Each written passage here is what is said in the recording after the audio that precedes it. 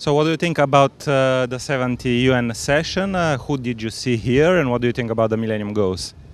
Well, for us it was important to see actually that the world leaders came together and sent a very strong message that they would like to have new sustainable development goals that now will be applicable to all. You know, this is a huge difference from the Millennium Goals that were only designed for the poor countries. So it was a concept of developed countries giving aid to poor countries. Now we have 17 sustainable goals that are applicable to everybody, that are universal. So even our member states will in the European Union will have to work on the implementation of this. And this was exactly what the European Parliament wanted. We said that in several resolutions also that we passed in the European Parliament. We were glad that the world leaders now came together in New York and supported such a concept. Aren't too much 17 goals?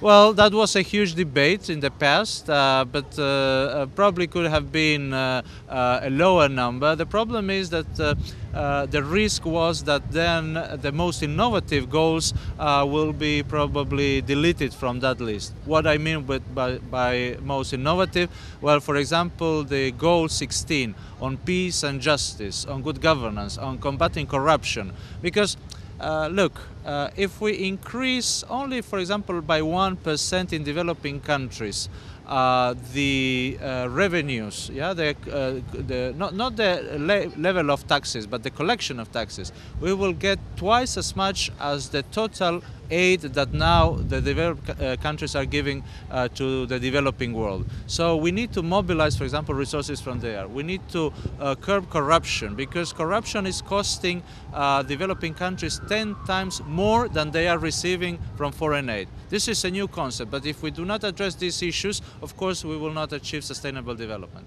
What can do Europe and the European Union to implement these goals, and what do you think the European Parliament can do about this? So Europe is the world leader in development aid. We give more than 50% or around 50% of the world development aid. So we need to continue that, but we also need to be assertive in sharing not just wealth, but of course policies. There are good policies that are working in Europe that of course will be good assets for many developing countries as well. But we also need a credibility test, because these SDGs are now, these sustainable goals are now applicable to all countries, including in the European Union. So when we are talking, for example, about inequalities within states and among states, well, we need to address these issues, the inequalities among member states in the European Union. We have this issue, of course, in our continent, in our union. We need to address that if we want to be credible also in cooperation with third countries. The European Parliament is here to monitor this process,